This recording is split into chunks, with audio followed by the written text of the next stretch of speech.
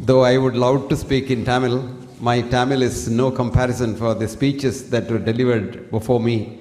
So I dare not speak in Tamil, and I'll say a few words dear to my heart in our foreign language, which of course I am not very proficient in either. Friends, at the outset, let me congratulate the organizers of this meet, because this is something very unusual.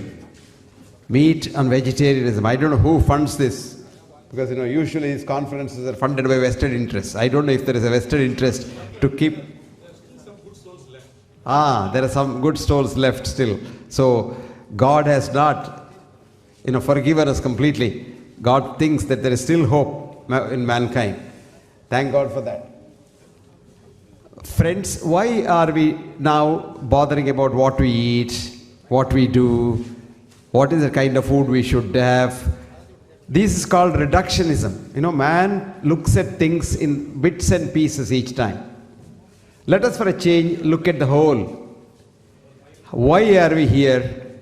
Where did we come from? What is our motto? And where are we going? If you look at all these things and think about it, you will come to one conclusion, which I want you to take home. It is not what you eat that keeps you going. It is what eats you that keeps you going. It is not what you eat that kills you. It is what eats you that kills you. You know what that means? Your negative thoughts. So the boss in the whole game of life is the human mind. Where is the mind? Never mind. But the mind is the whole body is mind. In quantum physics, there is no matter, there is only energy. So you are a part of this universal energy, otherwise called universal consciousness. And you and I are so closely related, not by blood, not in family, not in race or language, but the energy that flows in you and the energy that flows in me is identical. So the first principle that we should know is this world is interconnected. Whether it is philosophy or science, it means the same thing. The world is interconnected is the philosophy of the philosophers of yore. But right from Newton's gravitational theory down to the quantum physics, the interconnectedness of this world is shown. So one doesn't have to, as a matter of fact, one of the speakers earlier said, one doesn't have to eat food to survive. Our energy mainly for survival comes from the ultraviolet rays of the sun. The sun shines on this planet and the energy is in a Schumann ring. And from the Schumann ring, each one of us gets his or her energy. As a matter of fact, there was a Swami I saw in Karthikeyan's house who wouldn't eat anything. He will look at the sun for about 4 hours in the morning and then he survives. He went to Manasarovar with Karthikeyan. He has got the video. And when all these people had about 10 covers of clothing, that man had just a shawl and a kacha and he was sleeping on the snow.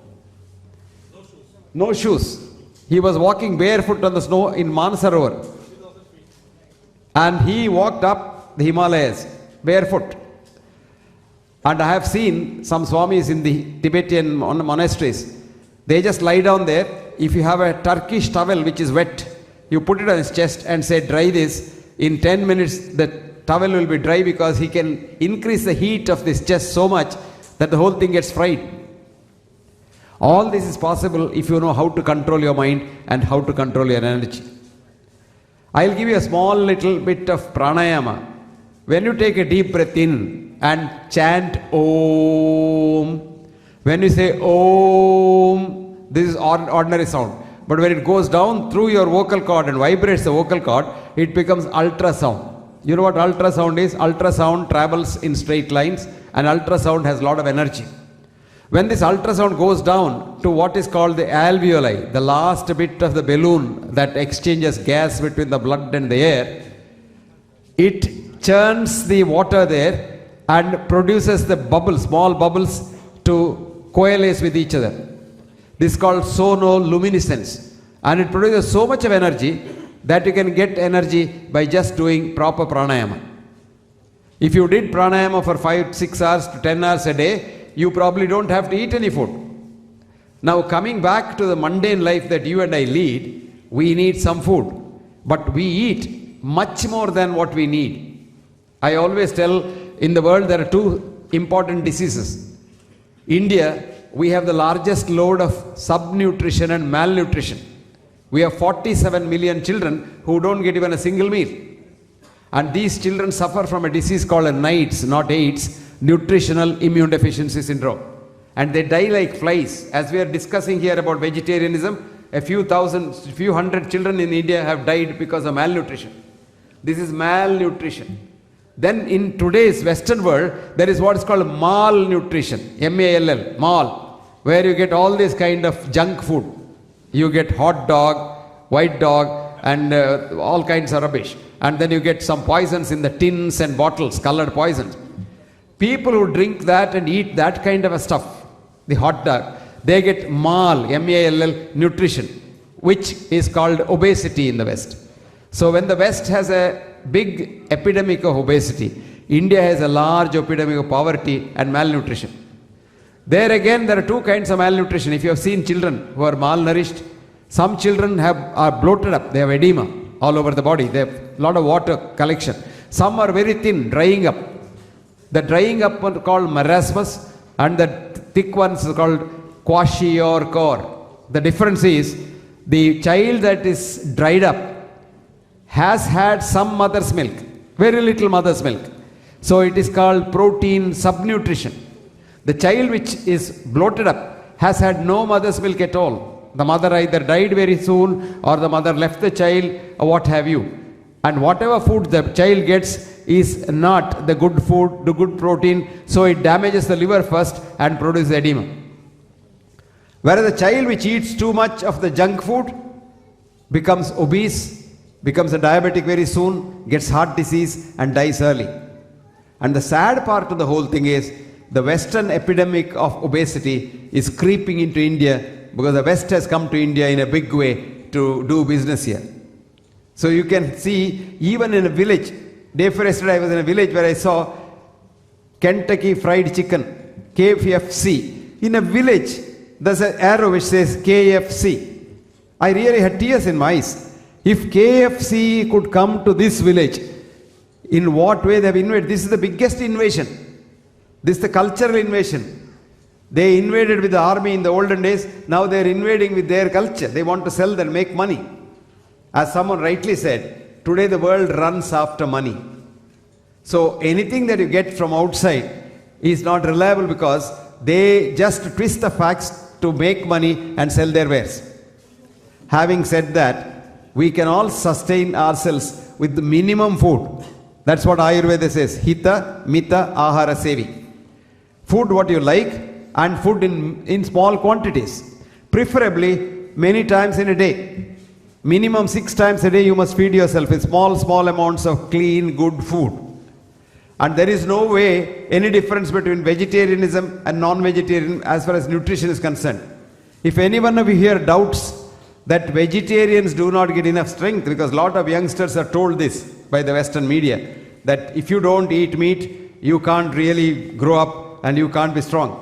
I tell them, please come and see our temple elephants, which are pure vegetarians. If any one of those people can fight with the elephant and then win the war, I think I will become a non-vegetarian myself.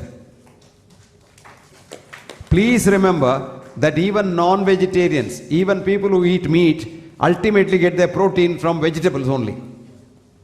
And if you don't eat much food, you will be healthier. There was a professor of biochemistry in Yale University about 20 years ago. And one of the British prime ministers of yore, who was a champion in writing on anything, had written a book called, If You Chew Every Morsel of Your Food 20 times, you will be very healthy. So there were a few group of fanatic students in the Yale University dormitory who were chewing their food 20 times, every morsel. If you chewed food every morsel 20 times, you hardly end up eating about 10 to 15 grams of protein a day. Because it takes so much time. They couldn't go to class. They had to sit there and chew and chew and chew. And he kept a watch on their health as they went through the medical school for 4 years. And the conventional eating students, at the end of 4 years, he found that these chewing students who ate very little food were much healthier, happier, and tranquil compared to the students who ate the conventional food. So the inference is, we require very little food, and all the food that you need, you get from vegetables. There are more than about 4,000 scientific papers to say that cooked meat is one of the important causes of cancer. But would you believe all these 4,000 papers are hushed up by the industry? The meat industry is so powerful that the whole thing is hushed up. You can eat meat and survive, but that meat should not be cooked. We learn our science from nature, which is called biomimicry, a new science called biomimicry. Look at all the meat-eating animals. They eat raw meat. They don't eat cooked meat. There are two meat-eating animals which we have domesticated, cat and dog. Now, a dog or cat in the forest lives for 40 to 50 years. A cat or dog in your house, where you give it cooked meat and cooked milk, and that lives only for 15 years to 20 years. It has halved its lifespan. So if any one of you want to be a non-vegetarian, you must eat uncooked meat in its raw state. Now look at human physiology. We were arboreous, hunter-gatherers, sleeping on the forest and sleeping on the branches of trees when we were hunter-gatherers. And we could eat only what was available there, fruits and probably some vegetables. Now very interestingly, this was the era when we were very, very healthy. Some records show that we had no illness at all. All that the causes of death were two: A, old age; B, predation. No illness. All the illnesses started in the 10,000 years when we sort of started living in communities and trying to eat not just non-vegetarian stuff, trying to eat each other. That means hating one another. Today our biggest enemy is hatred. Recently, one of my articles was published in the British Medical Journal where I said, the cause of killer diseases is your mind. The silent killer in your body is not hypertension or diabetes or cancer, but your own mind. And if this mind is poisoned and it hates someone, your own body gets the damage and not the one who you hate. Let me tell you how it happens. If I can take a photograph of yours with a biophoton camera, I can see every cell of your body, every atom of your body emitting a photon light. And when I look at that, they are so happy, dancing. If all the cells, you have about 120 trillion cells in your body. Each one of these cells loves the other cell. That apart, it loves the cells of others. My cells love Karthikeyan cells as much they love my cells. Now imagine for a minute that I hate Karthikeyan. I want to damage Karthikeyan. I want to pull the carpet under his feet. And I want to get his chair and become the director of the CBI, Central Bureau of Investigation or whatever. Now what happens? My cells get so confused. My cells say, why is this fellow doing this? Karthikeyan is a part of me. Karthikeyan is like a hand or my head or my leg. So why am I harming him? So a time comes after some time, your own cells start hating your own cells. And that is what we doctors call as autoimmune disease. And you would be surprised. I just had this afternoon a SMS from a doctor in Calcutta. She is a very highly qualified doctor, Refa CP. She so beautifully wrote, Professor Hegde, thank you for your article on the mind in the Royal College Journal. And I have started using that on my patients with autoimmune disease, and my patients with cirrhosis liver are doing very well. Fascinating. This only goes to show that if we start loving one another, vegetarianism, non-vegetarianism and things like that pale into insignificance. Ultimately what is needed is love, universal compassion, and that is what exactly is what is called good health. I'll give you the definition of good health. Good health is not absence of disease, because the definition of disease, every one of us has a disease, forget about it, but it doesn't kill you. We doctors connect disease with death so that they frighten you because we want more patients. I'll give you one example how we fool you. We tell you, if you're a diabetic, even if you're a South Indian eating rice, we tell you, you must start from tomorrow eating chapati. Now this creates a lot of problems in the house. The wife who doesn't know how to make chapati, she struggles to make chapati, she can't do it, and she does something which she doesn't like to do. This is very bad.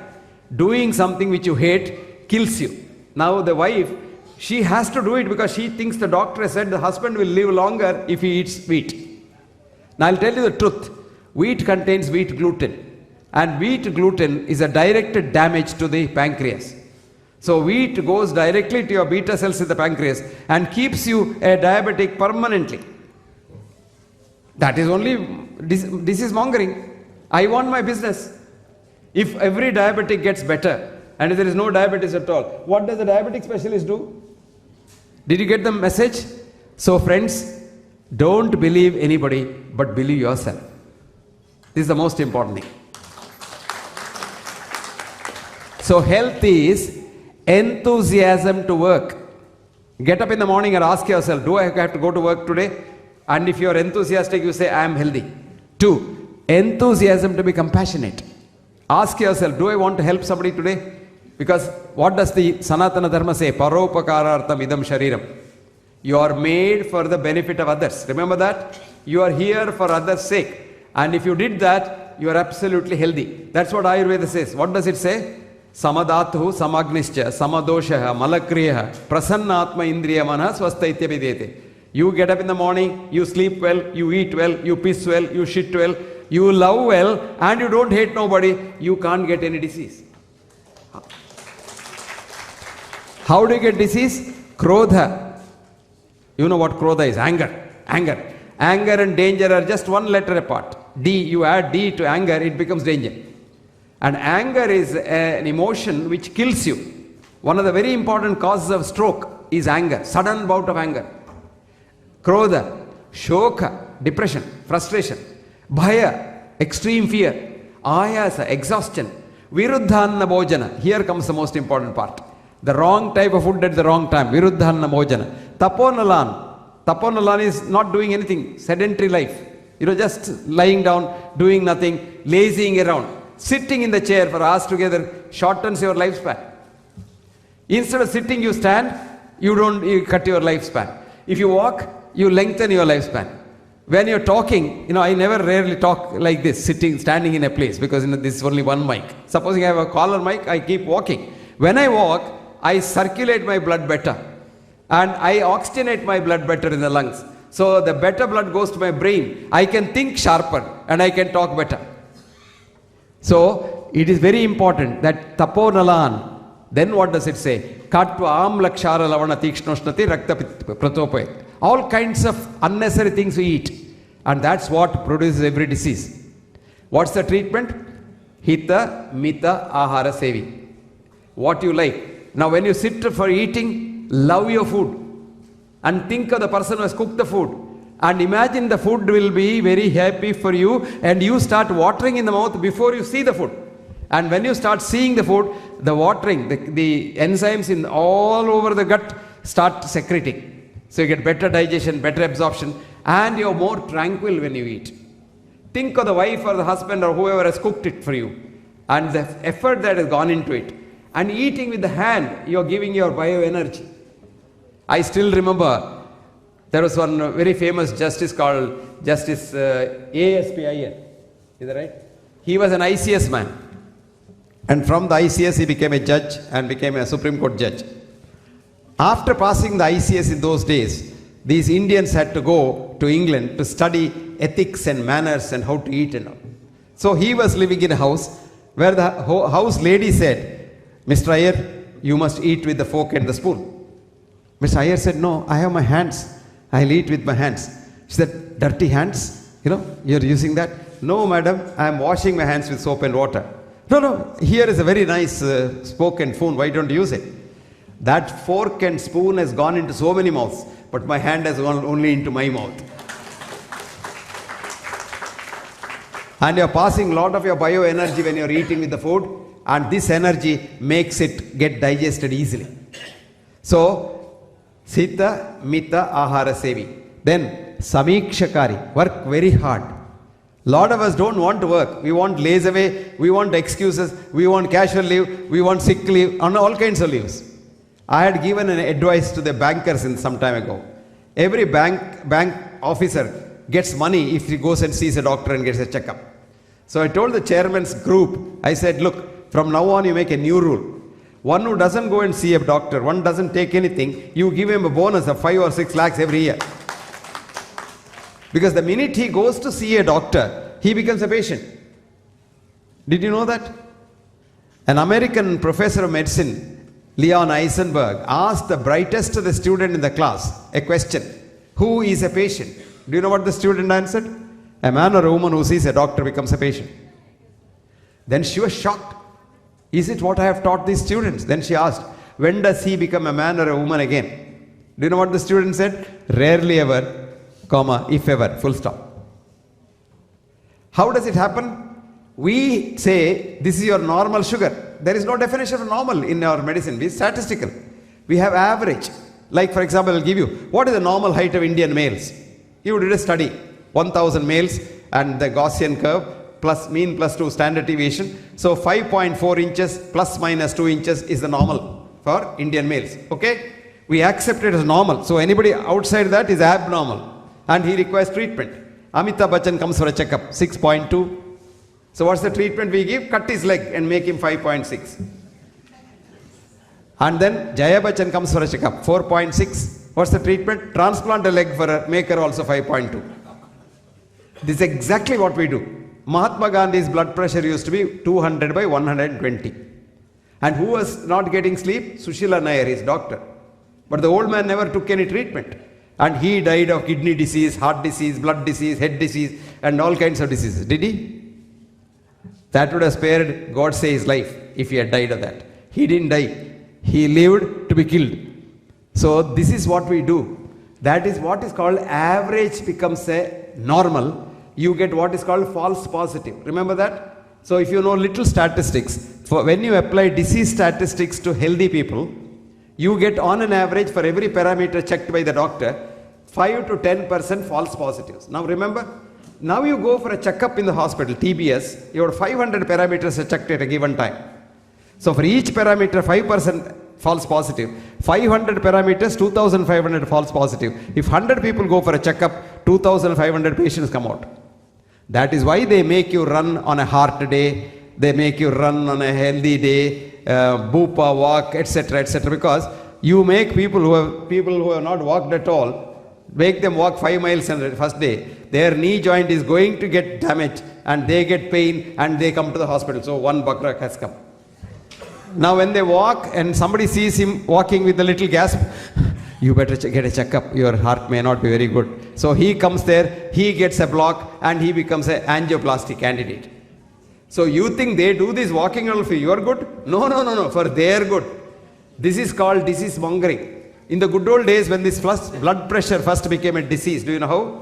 In Germany, some company made a chemical which lowered blood pressure. So how to sell it? So they had what's called a well-manned clinic, a beautiful ambulance, inside which a very beautiful sister sitting with a blood pressure apparatus, and this was parked outside the church on Sunday, outside the mall on weekdays, and outside the holiday season. And it says, come in and check up your blood pressure. So you go in and see this nurse, you get little excited, so your blood pressure goes up. No, I'm not joking, I'm seriously telling you, I'm making it little light-hearted, that's all. Because even if somebody touches you, it's called the alarm reaction, your blood pressure goes up. So when you look at this nurse, and then she ties that puch thing on your hand, and then chuk, and she says, oh, your blood pressure, then finished. Then you're permanently blood pressure because the doctor says, you start taking tablet today. And next day if you go and the blood pressure is normal, they say, that's because of the tablet. If you leave it, it'll again go up and hit the roof. Nothing of the sort happens. But once labeled, this is called labeling, you are permanently labeled. So don't you spoil your health. Ask yourself whether you're healthy and don't ask the doctor. If you can work hard, and if you can love others, compassionate, you're fine. Now why are we getting these diseases like blood pressure, cholesterol, so-called sugar and all? It is because when we were hunter-gatherers in the forest, predation was a cause of death. So God in His wisdom gave us a special system called the autonomic nervous system. So if you saw a tiger in the forest, you have to run away from the tiger. If you don't run away, the tiger will definitely kill you. If you run away, there is a chance that you may not be killed. So you run. For running, you require energy. Today, P.T. Usha can drink glucosated run. In the forest, you don't get glucosate. So God said, okay, I will prepare good glucosate. God made the sympathetic system secrete a hormone called adrenaline. And this adrenaline goes to the liver. In the liver, God has kept lot of gunny bags of sugar as glycogen. So it goes into the liver, releases the sugar from the liver, which is called neoglucogenesis. Actually, Aurobindo so beautifully said, Galen and Hippocrates gave us some hocus pocus in Latin and made us get frightened. So anyway, neoglucogenesis, you get sugar. So you start running, you get energy. Then to run, your blood pressure must go up, so your blood pressure goes up. To run, your heart rate must go up, it goes up, all because of adrenaline. Now when you run away from the tiger, all these things come down. Sugar comes down, blood pressure comes down, heart rate comes down. Today we have transplanted ourselves from that forest into the society, so-called society, civilized society. Civilized society, in my concept, is making man go more towards animal instincts. That's a part. Yes, it's over, time over. Time over. Thank you very much. But if you want me to complete this whole story quickly, 2 minutes, 1 minute, yes. Now what happens? Today everybody in society has become a tiger. Your boss is a tiger, your assistant is a tiger, your wife can be a tiger, your husband can be a tiger. So you keep seeing these tigers every minute and every day, and your blood pressure goes up, your sugar goes up, your goes up.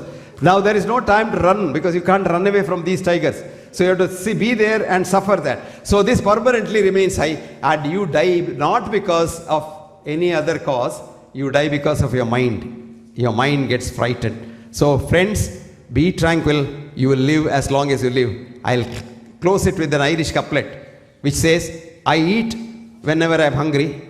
This is what you should follow. Never eat when you are not hungry. I drink when I am thirsty. If heavens don't fall down, I'll certainly live till I die. Thank you very much. Thank you so much, sir, for your illuminating lecture. Padma Bhushan Professor Dr. B.M. Hegde is really an inspiration for all healthcare professionals around the world. His insights regarding holistic health and mind-body medicine are appreciated by holistic healthcare experts around the globe. We would request Sri Surendra Mehta ji to honor Professor Dr. Hegde with a memento. We are really honored to have you here, sir. Thank you, sir. Thank you so much for your time. Thank you.